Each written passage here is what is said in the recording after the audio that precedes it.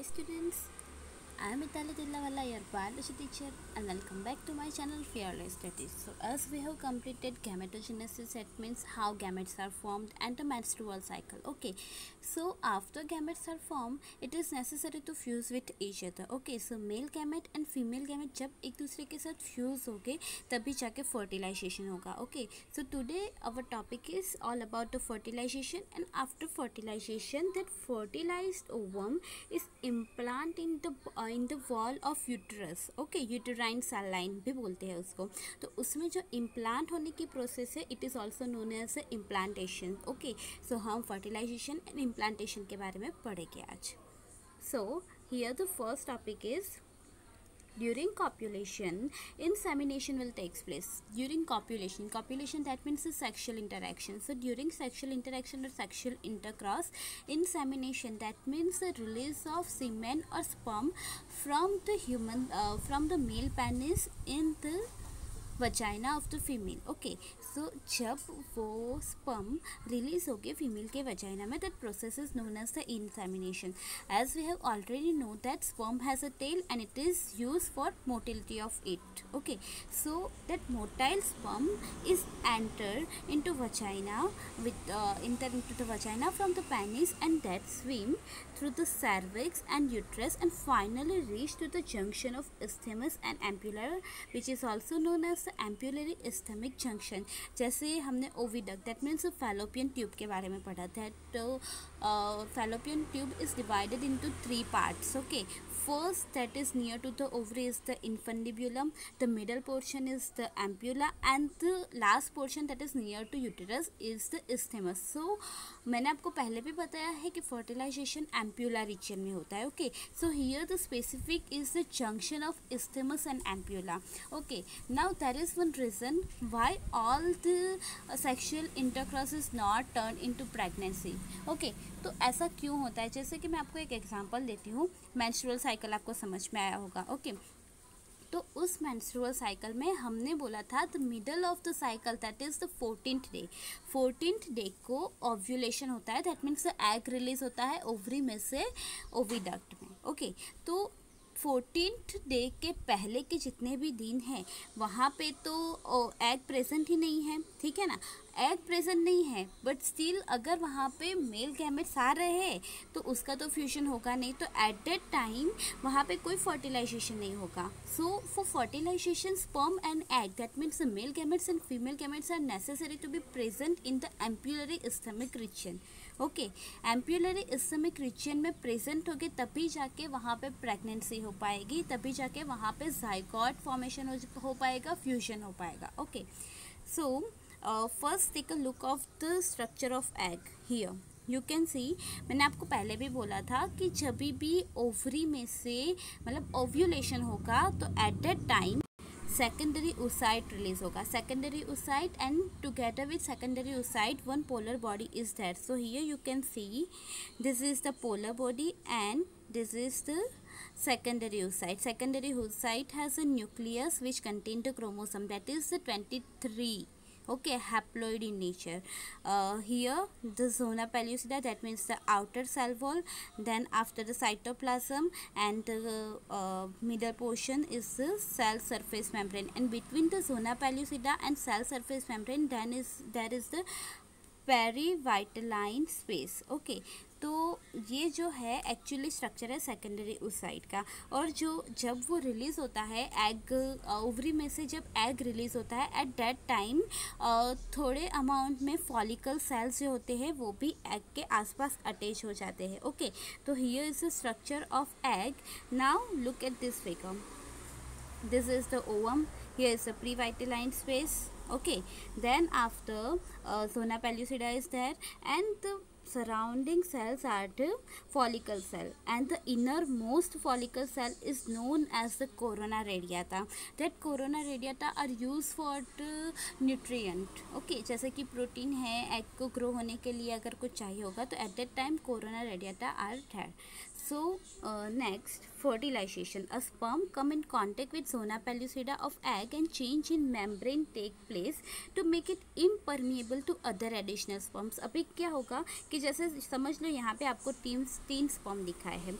Now the first sperm will enter first, मतलब to reach first to the ovum. Okay, अभी जो सबसे पहला वहाँ पे पहुँचा है with the help of acrosomal activity. मैंने आपको बताया था कि जो हेड पोर्शन होता है उसमें सबसे फ्रंट पार्ट में एक्रोसोम्स होता है. Acrosome has the digestive enzyme, और वो डाइजेस्टिव एंजाइम्स है वो सब जोना पेल्यूसिडा है, सारे सेल्स है, उसको ब्रेक डाउन करने में हेल्प करता है.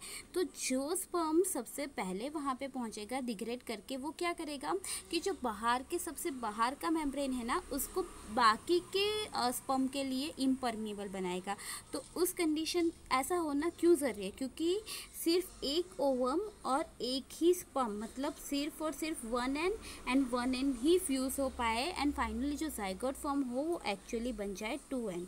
ओके, यहाँ पे मैंने लिखा भी है sperm has N, oocyte has N and the zygote will form, that is the diploid in nature. Here are some pH. Sperm मतलब सीमेंट जो होता है उसकी pH around 7.2 to 7.6 which is alkaline in nature. And here in this oocyte, not generally the oocyte, the pH of vagina you can say. So the pH of vagina is around 3.5 to 5. That means the acidic in nature. So you can see one male है वो basic है, मतलब alkaline है, and जो female reproductive organ है वो acidic है. That means वहाँ पे न्यूट्रलाइजेशन हो सकता है. न्यूट्रलाइजेशन होने के लिए ही पीएच में ऐसा वेरिएशन है. ओके, नाउ हियर मैंने आपको पहले ही बता दिया that secretion of the acrosome having enzyme that allow to degrade wall, that is the zona pellucida and the plasma membrane of ovum enter into the cytoplasm of ovum. जब ये जो sperm है उसका न्यूक्लियस ओवम के cytoplasm में release होगा, at that time बाकी सारे स्पर्म जो है वो अंदर एंटर नहीं कर पाएंगे, उनके लिए इम्परमेबल हो जाएगा. Okay, at this point second round of meiotic division of secondary oocyte, मतलब जब भी ये अपना सेकेंडरी oocyte वाला सेल है, दैट मीन्स फर्स्ट मियोसिस होने के बाद का है. जब भी फ्यूजन होगा, फ्यूजन होने के बाद फिर से जो मियोसिस 1 एंड मियोसिस 2 होता है, तो ये मियोसिस 1 होने के बाद बना है, एंड जब फ्यूजन होगा, फर्टिलाइजेशन होगा, तब जाके वहाँ पे मियोसिस 2 होगा, and eight that time second polar body भी फॉर्म होगी, एंड जो फाइनली अपना जो मैच्योर एग है विच इज़ द oocyte, वो भी वहाँ पे फॉर्म होगा. So here you can decide that baby will born as a boy or girl. That is all depend on the father and mother. Generally the father. Here you can see actually ये मैंने आपको chapter number 1 में भी पढ़ा लिया है, तो यहाँ पे सिर्फ एक बार रिवाइज कर लो. That father has 23rd number of chromosome and that is the X and Y. Okay, one is X and the second one is Y, and mother both has X and X. So जब ये chromosomes में से gamete formation होगा तो ये 100% X and X बनेंगे. But जब father है उसमें से जो गैमेट फॉर्मेशन होगा, एक होगा X, दूसरा होगा Y. ओके, अभी X का किसी भी X के साथ फ्यूजन होगा तो at that time female formation होगा. बट अगर Y है, Y का अगर X के साथ फ्यूजन होगा तो वहाँ पे X एंड Y फ्यूजन होके मेल बनेगा. दैट मीन्स 50% प्रोबेबिलिटी है कि वहाँ पे फीमेल चाइल्ड आ सके, या 50% प्रोबेबिलिटी है that the baby will male. Okay, तो ये डिपेंड करता है फादर पे, क्योंकि मदर के पास तो दोनों एक्स एंड एक्स ही है. ओके, बट फादर के पास 50% एक्स गैमेट है, 50% वाई गैमेट है. ओके, तो वो डिफाइन कौन करेगा कि जो ऑफस्प्रिंग प्रोड्यूस होगा वो मेल होगी कि फीमेल होगा? That is all depend on the father that producing gametes either x और वाई. तो अभी फ्यूजन हो गया, एक स्पर्म का एन एंड एग का एन दोनों मिक्स होके फ्यूजन होके 2N बन गया. अभी वो जो जाइगोट बना है N and N, that means 2N वाला जो जाइगोट बना है, डिप्लॉयड जाइगोट, वो जाइगोट अभी वहाँ से पास होके इस्थेमस जो फैलोपियन ट्यूब है वहाँ पे से पास होके उसको यूटेरस की वॉल तक जाना है. ओके, तो first point here you can see zygote pass through the isthmus. Okay, isthmus से पास हो रहा है, और जब भी वो फैलोपियन ट्यूब में से पास होगा वहाँ पे वो डिवीजन स्टार्ट होगा, और वो डिवीजन कौन सा होगा? Mitosis. Mitotically that means mitosis, मतलब कि एक सेल में से 2 सेल बनेंगे और दोनों में क्रोमोसोम के नंबर सेम रहेंगे. अभी एक में से 2 सेल बनेंगे, ठीक है ना। तो यहाँ पे जो सेल डिवीजन होगा वो सेल डिवीजन को स्पेसिफिकली बोलेंगे क्लीवेज, और क्लीवेज से 2 सेल, 4 सेल, 8 सेल्स और 16 सेल्स के डॉटर सेल्स फॉर्म हो गए, and that cells are known as the blastomeres. Okay, then the embryo that having 8 to 16 blastomers, मतलब कि 8 to 16 cells हो गए, डॉटर सेल्स हो गए, which is also known as the morula, and morula is continually divide and form the blastocyte, and that blastocyte moving towards the uterus। जैसे मैंने आपको बोला कि उसको फैलोपियन ट्यूब से निकल के वहाँ पे यूट्रस की वॉल के साथ अटैच होना है, तो वो जब फैलोपियन ट्यूब में से पास होगी तो वहाँ पे उसका डिवीजन स्टार्ट होगा, और डिवीजन स्टार्ट करते करते करते करते वो ब्लास्टोसाइट फॉर्म करेगा, and after blastocyte will form, it will attach to the uterine wall. Okay, blastomere of the blastocyte arrange, मतलब कि अभी ये जो ब्लास्टोसाइट्स बना है तो उसके जो भी डॉटर सेल्स है उसके 2 पार्ट हो गए, जो आउटर लेयर में अरेंज हो गए उसको ट्रोफोप्लास्ट बोलेंगे, and the inner cell mass is known as the inner cell mass. Outer is trophoblast and inner is inner cell mass. Now the trophoblast attach to the uterine wall and inner cell mass start differentiate as embryo, मतलब कि पहले ट्रोफोप्लास्ट को attach होना ज़रूरी है, and then after that is inner cell mass is going to divide and differentiate that means कि वो define करता है कि ये सेल्स है तो वो सेल्स कौन से ऑर्गन में इन्वॉल्व होगा, दूसरे सेल्स है तो कौन से ऑर्गन में इन्वॉल्व होगा, that is the differentiation। okay, and then after embryo will form। okay, now the main point is the implantation। Uterine wall के साथ अटैच तो हो गया, बट अटैच होने के साथ उसको इम्प्लांट भी करना है। अटैच एंड इम्प्लांट दोनों अलग टर्मिनोलॉजी है, वो आपको समझना पड़ेगा। अटैच दैट मीन्स वो जस्ट जाके यूटेराइन वॉल के साथ अटैच हुआ है, जॉइंट हुआ है, बट इम्प्लांटेशन में क्या होगा कि जो यूटेराइन वॉल है वो स्पीड में डिवाइड करेगी और पूरे ब्लास्टोसिस्ट को या फिर पूरे एम्ब्रियो को वो वॉल से कवर कर लेगा, that is the implantation. So here I am writing that after attachment to the uterine wall its cells are divided rapidly and cover whole blastocyte within the endometrium of uterus which is known as the implantation. और अगर implantation successfully हुआ and then after pregnancy will die। So now let's take a look of this figure। So here first let's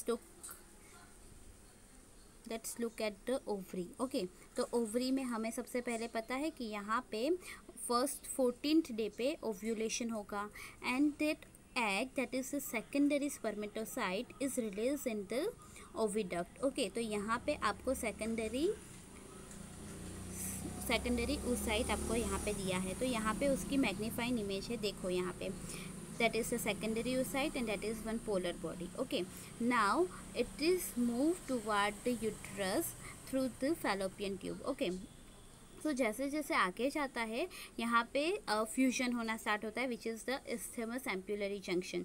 तो वहाँ पे fusion होता है, यहाँ पे सारे स्पर्म्स और एग मिल के फ्यूजन कर रहे हैं। फ्यूजन होने के बाद जो सबसे फर्स्ट स्पर्म होगा, जो सबसे कैपेबल स्पर्म होगा, वो अपना न्यूक्लियस साइटोप्लाज्म में रिलीज़ करता है। ओके, तो यहाँ पे देखो आगे जाके जब फ्यूजन हुआ, फ्यूजन होने के बाद यहाँ पे एक पोलर बॉडी है, यहाँ पे 2 पोलर बॉडी हो गई। दैट मीन्स फ्यूजन होने के बाद मियोसिस 2 होता है, एंड मियोसिस 2 के बाद यहाँ पे 2 पोलर बॉडीज है, एंड यहाँ पे आपका पूरा फ्यूजन दिखाया है। That one is the egg cell nucleus and second one is the sperm cell nucleus. अभी उसके बीच में माइटोसिस होगा। माइटोसिस होने के बाद ये देखो, ये माइटोसिस होगा। माइटोसिस होने के बाद उसमें सेल डिवीजन हैगा एंड 2 सेल बनेंगे। ओके, सो ये जो 2 सेल बने हैं वो सेल डिवीजन होके बने हैं, इसलिए उसको क्लीवेज बोलते हैं। ओके, अभी 2 सेल है, उसमें से माइटोसिस होगा तो 4 सेल बनेंगे, that is also the cleavage.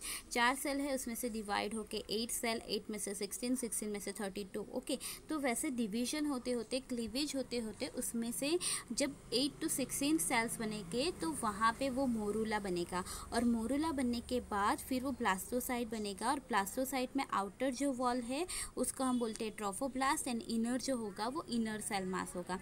अभी वो ब्लास्टोसाइट फैलोपियन ट्यूब से रिलीज होके फिर वो यूट्रस में एंटर होता है।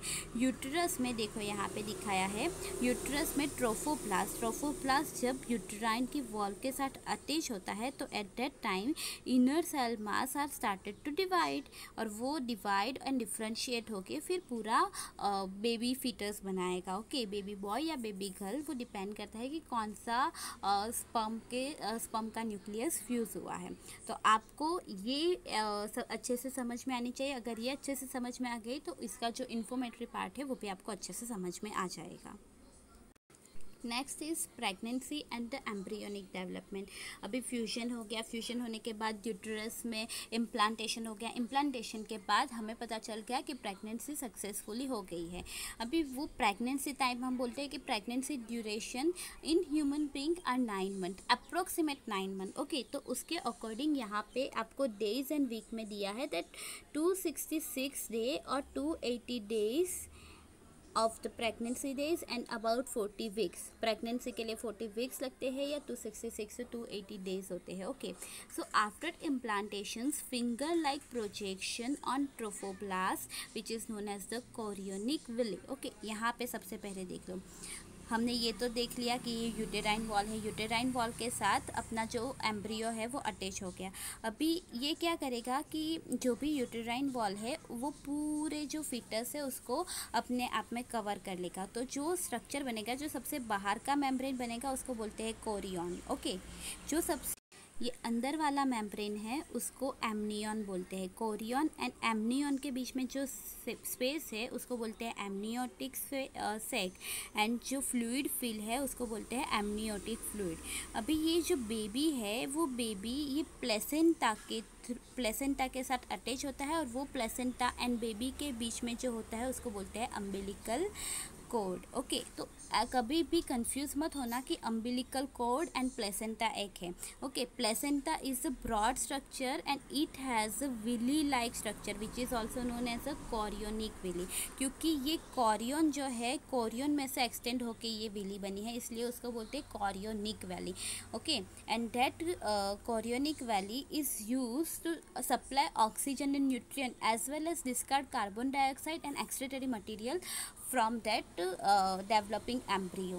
Okay, so here you can see chorionic valley plus uterine tissues, मतलब कि ये वाला portion chorionic valley and uterine tissues interdigitated and joined to each other and form structural and functional unit between developing embryo, fetus and the maternal body। ये जो portion है उसको बोलते हैं प्लेसेंटा, क्योंकि ये यूटेराइन वॉल मैटरनल है और ये जो है बेबी का है। तो बेबी एंड मदर उसके बीच में जो जंक्शन बनता है वो जंक्शन को बोलते हैं placenta. Now placenta help in supply oxygen and nutrient to embryo and discard carbon dioxide and excretory material from embryo. Now there is one more thing, that is the umbilical cord. So placenta connected to embryo through umbilical cord which is help in transport material from or to the embryo. Okay, तो ये जो umbilical cord है, umbilical cord placenta के साथ attach होता है और उसकी वजह से जो भी मटेरियल उसको चाहिए या जो भी मटेरियल उसको डिस्कार्ड करना है ग्रोइंग बेबी को, वो डिस्कार्ड कर सकता है। Now you know there are two type of tissues or two types of gland, that is the endocrine glands and exocrine glands. Okay, exocrine that means जो भी secretion होगा glands में वो body के बाहर होगा, जैसे कि example है mammary glands। तो mammary glands जो milk production करती है वो body के बाहर होता है, that means वो exocrine है। But here the placenta is the endocrine, that means जो भी secretion होगा वो body के अंदर ही होगा। So placenta is also known as the endocrine tissues because it secretes many hormone। Okay, but it is inside the body. That hormone are human chorionic gonadotropin HCG, human placental hormone HPL, estrogens and progesterones etc। Okay, अभी ये जो है वो तो मैंने आपको बताया है कि HCG जो है वो प्रेगनेंसी डिटेक्ट करने के लिए हेल्पफुल होता है। उसके अलावा एक और हार्मोन है which is known as the relaxin, but relaxin जो है वो लेटर स्टेज में होता है at the time of delivery. ऐसा क्यों? क्योंकि at the time of delivery urethra opening के लिए, सॉरी वजाइनल ओपनिंग के लिए उसके टिश्यूज़ है उसको रिलैक्स करना ज़रूरी है। तो वो रिलैक्स कब होगी? जब रिलैक्सिन का सिक्रेशन होगा, तो वो लेटर स्टेज में होते हैं। अभी आपको पता है दैट एस्ट्रोजन एंड प्रोजेस्टेरोन जो है वो तो डेली लाइफ में भी सीक्रेट होते हैं। जैसे आपने मेंस्ट्रुअल साइकिल में पढ़ा, मेंस्ट्रुअल साइकिल में आपने पढ़ा कि एस्ट्रोजन एंड प्रोजेस्टेरोन है उसका लेवल एवरी मंथ इंक्रीज होता है, डिक्रीज होता है। Okay, that means estrogen and progesterone life time secrete होते रहते हैं। बट जो HCG है, HPL है एंड रिलैक्सिन है, वो कब सीक्रेट होगी? जब प्रेगनेंसी होगी। तो जब भी प्रेगनेंसी डिटेक्ट करनी हो तो हमें ये 3 हार्मोन का इंडिकेशन ज़रूरी है।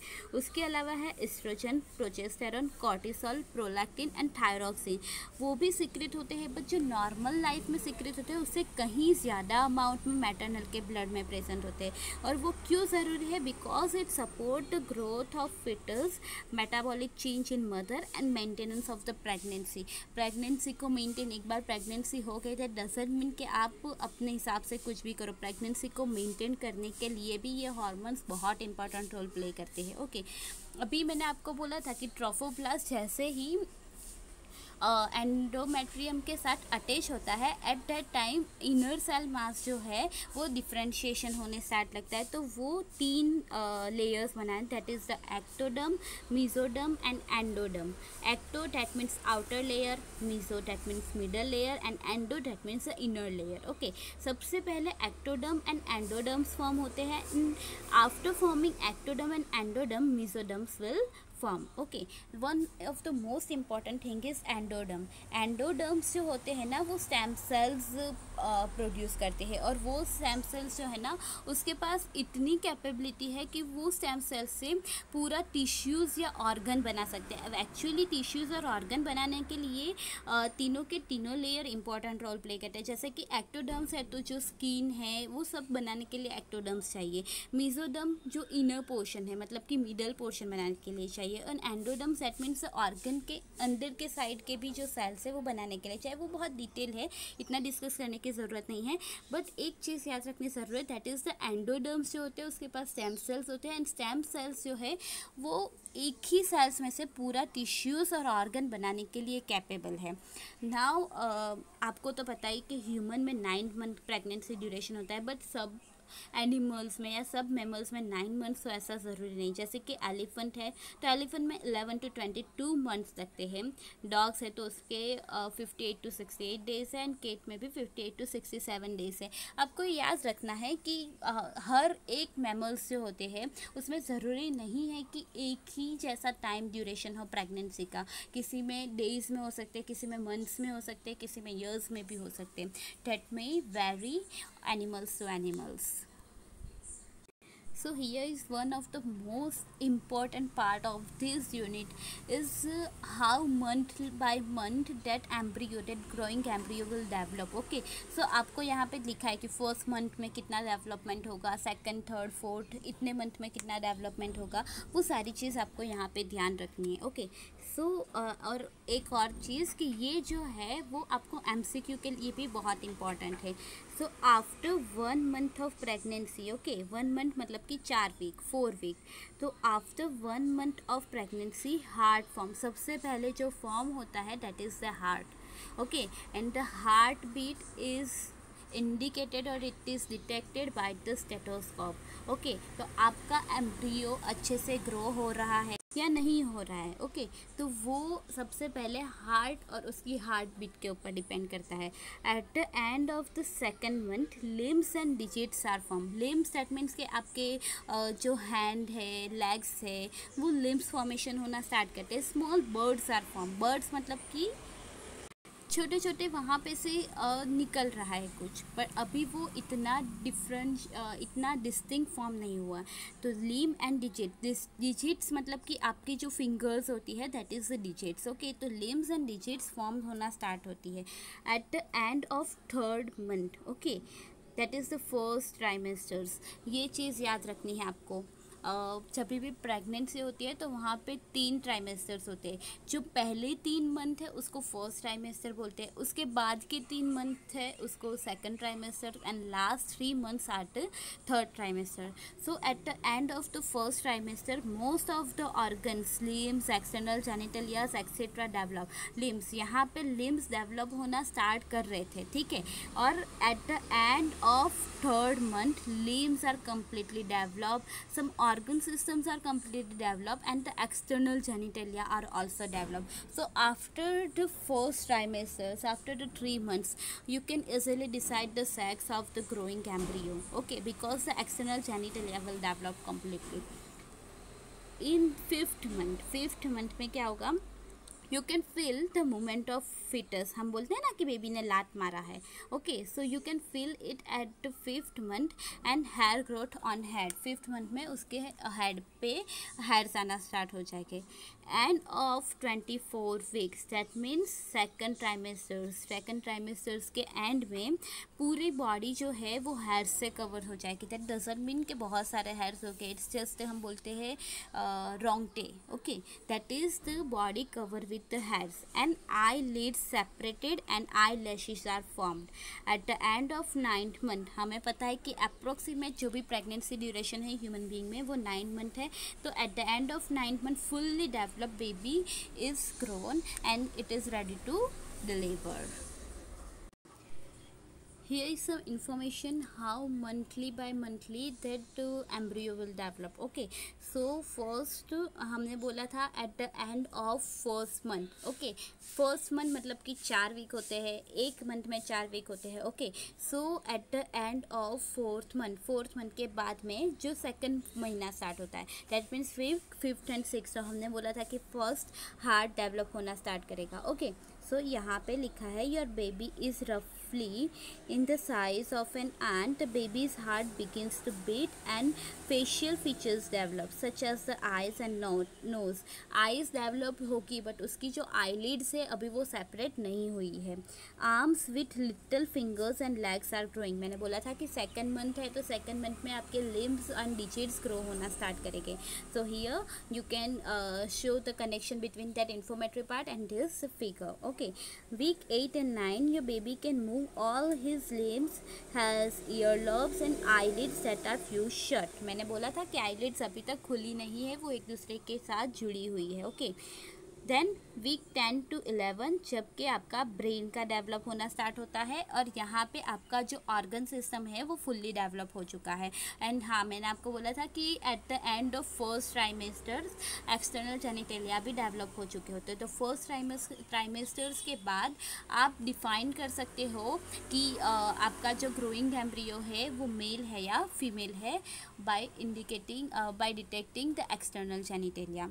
Now week 15 to 16. ओके, तो week 15 to 16 that means the second trimesters का फर्स्ट वीक, फोर्थ वीक में वो बेबी जो है वो लाइट को सेंस कर सकता है. लाइट सेंस करने के साथ साथ उसका लंग्स जो है उसमें एल्वियोली ग्रो होना स्टार्ट करता है और वो ब्रीथिंग करना स्टार्ट होता है.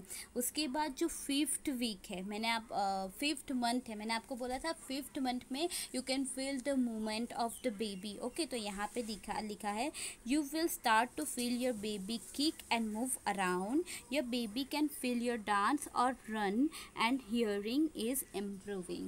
Now week 24 to 27 यहाँ पे टेस्ट बर्ड मतलब कि माउथ में जो टंग है, टंग के ऊपर बहुत सारे टेस्ट बर्ड्स आए, वो डेवलप होना स्टार्ट करता है. ओके, एंड उसके साथ साथ उसका वेट जो होता है over 1 pound that means half kg. Okay, तो हाफ kg से ज़्यादा वेट वीक 24 to 27 में हो जाता है. Now week 28 to 37 that means third trimester is started.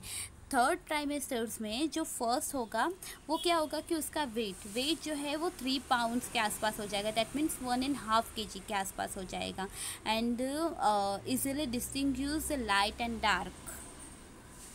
यहाँ पे मैंने आपको बताया कि वो लाइट को सेंस कर सकता है, बट यहाँ पे वो इजीली डिस्टिंग्विश कर सकता है कि वो लाइट में है या डार्क में है।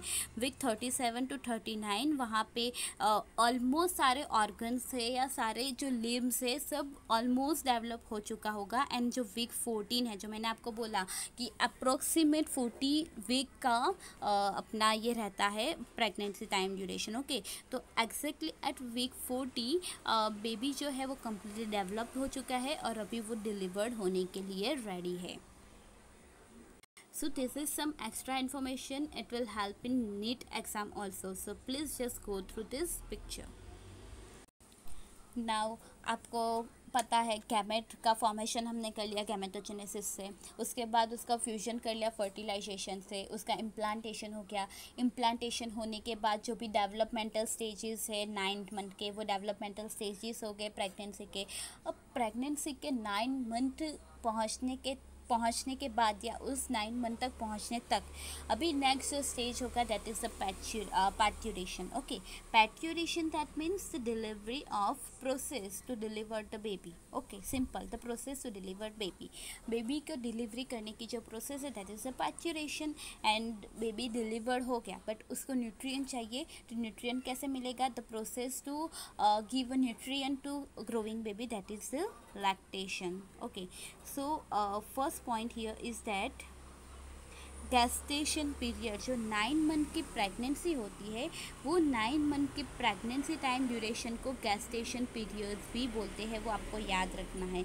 नाउ अभी डिलीवरी करना है, पैचुरेशन दैट मीन्स डिलीवरी। ओके, तो डिलीवरी पेन आपने सुना होगा कि जब डिलीवरी होने वाला होता है तो डिलीवरी पेन स्टार्ट होता है, तो विगरस कंट्रैक्शन होगा। और मैंने आपको बताया था कि यूट्रस की वॉल है उसमें से जो मिडल लेयर है, दैट मिडल लेयर है वो कॉन्ट्रैक्शन करने में हेल्प करता है। ओके, तो उस टाइम पे यूट्रस का कॉन्ट्रैक्शन होगा एंड फिटस की डिलीवरी होगी।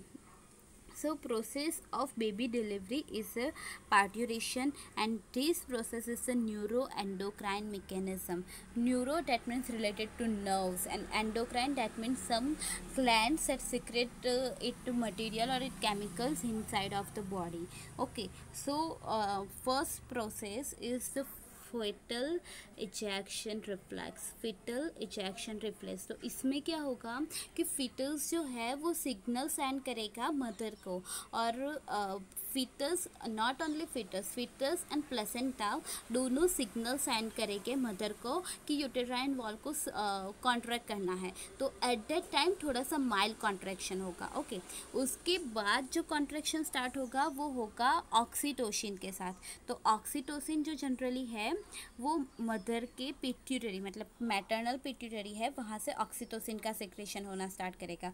वो जो ऑक्सीटोसिन सिक्रेट होगा वो एक्ट करेगा यूटेराइन वॉल के, और यूटेराइन वॉल और कॉन्ट्रैक्शन करना स्टार्ट करेगी। जैसे ही और कॉन्ट्रैक्शन होगी तो फिर से और ऑक्सीटोसिन रिलीज होगा, वो ऑक्सीटोसिन की वजह से और स्ट्रॉन्गर कॉन्ट्रैक्शन होगा। वैसे दोनों साइमल्टेनियसली रिलेशन में रहते हैं। ऑक्सीटोसिन रिलीज हुआ, यूटेराइन वॉल कॉन्ट्रैक्ट हुई, वो कॉन्ट्रैक्ट हुई तो उसकी वजह से फिर से ऑक्सीटोसिन रिलीज हुआ, उसकी वजह से यूटेराइन वॉल और कॉन्ट्रैक्ट हुई। दैट मीन्स कि डिलीवरी पेन जो है वो और ज़्यादा बढ़ गया। तो वो जो साइमल्टेनियस रिएक्शन है which is also known as the stimulatory reflex between the uterine wall and the oxytocin secretion continuous secretion, and वो जो है स्ट्रॉन्गर एंड स्ट्रॉन्गर कॉन्ट्रैक्शन करता है। उसके बाद क्या होगा कि एक बार स्ट्रॉन्गर कॉन्ट्रैक्शन हो गया तो उसके बाद जो बेबी है यूट्रस से एक्सपल्स आउट हो जाता है, और वो birth canal that means cervix canal and vagina के थ्रू डिलीवर्ड होता है। That process is known as the parturition. Okay, baby के साथ आपने देखा होगा कि उसका जो अम्बिलिकल कोड है एंड अम्बिलिकल कोड के साथ कुछ फ्लैशी मटेरियल्स भी रिलीज होता है। That fleshy material is placenta. Okay, तो प्लेसेंटा है, अम्बिलिकल कॉर्ड है, वो दोनों भी बेबी के साथ मदर बॉडी के बाहर सिक्रेट होगी, बाहर सिक्रेट नहीं होगी, उसके साथ बाहर आ जाएगी। ओके अभी बेबी डिलीवर हो गया, अभी उसको न्यूट्रिएंट देना है। तो eight the time of pregnancy, जब भी प्रेगनेंसी चल ही रही है, at that time mammary glands जो है उसमें भी डिफ्रेंशिएशन आएगा, एंड वो जो है उसमें जो मेमोरी ग्लैंड्स है वो मिल्क प्रोडक्शन करना स्टार्ट करेगी। एंड जब प्रेगनेंसी का एंड होने वाला होगा, at that time milk production start हो जाएगा। That process is known as lactation and which is help in feeding of new born baby. Okay अभी आपने सुना होगा कि जब भी बेबी बॉर्न होता है ना, तो स्टार्टिंग का जो मिल्क होता है वो येलोइश कलर का होता है। ओके तो जो फर्स्ट मिल्क जनरेट होता है स्टार्टिंग के इनिशियल फ्यू डेज में, तो उसको बोलते हैं कोलोसीरम। ओके और वो कोलोसीरम जो है वो एक्चुअली बेबी के लिए बहुत ही बेनिफिशियल है, बिकॉज इट हैज़ एंटीबॉडीज़। और एंटीबॉडीज़ आपको पता है कि इम्यूनिटी में एंटीबॉडीज़ का बहुत इंपॉर्टेंट रोल होता है। कोई भी फॉरेन मटेरियल से फॉरेन एंटीजेंस है तो उसके सामने फाइट करने के लिए एंटीजेंस चाहिए। और कोलोसीरम जो है, जो फर्स्ट मिल्क प्रोड्यूस होता है, उसके पास तो बहुत सारी एंटीबॉडीज़ है, तो वो बेबी को इम्यूनिटी भी प्रोवाइड करता है। ओके एंड डॉक्टर हमेशा एडवाइस करते हैं कि हेल्दी बेबी के लिए एटलीस्ट 6 मंथ तक आपको 6 to 8 मंथ्स तक आपको ब्रेस्ट फीडिंग करवानी ही चाहिए। Okay so here we are completing this chapter, that is chapter number 3, human reproduction. Okay तो हमने इसमें ऑलमोस्ट सारी चीज़ें कवर की है, कुछ एक्स्ट्रा भी ऐड किया है which is help. Okay so I hope you can understand it very well, and if you have any query, just ask the question in comment box, and thank you so much.